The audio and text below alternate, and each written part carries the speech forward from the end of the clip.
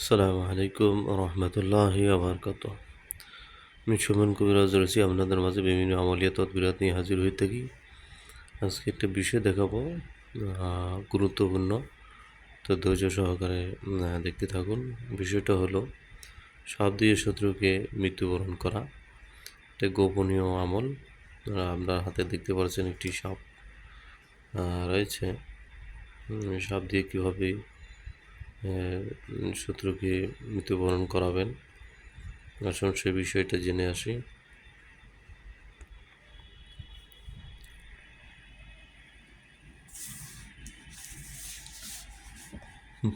কিভাবে কাজটা করতে হবে? কাজটা হলো,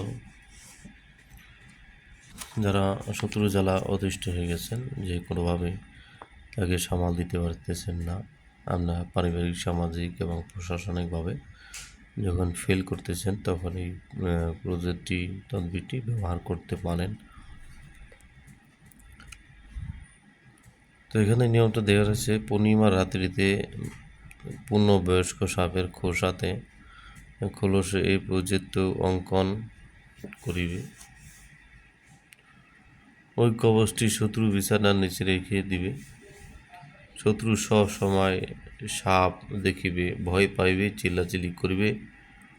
অন্য কোনো কবিরাজি কাজে আসিবে না। যদি কোনো অন্য কবিরাজ তাকে এই সমস্যা থেকে বাঁচাতে চায়, তাহলে সেটা করতে পারবে না।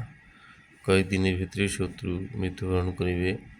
সাবধান, নিজের শরীর বন্ধ করিবে। যখন এই তদবিরটি করবেন, আপনি নিজের জন্য করেন অথবা অন্য কারোর জন্য যখন করবেন, এটা আপনাকে অবশ্যই নিজের শরীর সেফটি দিতে হবে, নচেত নিজের বড় ধরনের ক্ষতি হইবে। তো আজকে ছিল এই বিষয়টি। তো যারা কাজটি করতে চাচ্ছেন, একান্ত নিজ দায়িত্বে করবেন। আমার চ্যানেল বা আমি সুমন কবিরাজ দায়ী থাকবো না। এটা বিশেষ প্রয়োজনে করবেন, সেটা আমি আগে বলে দিলাম।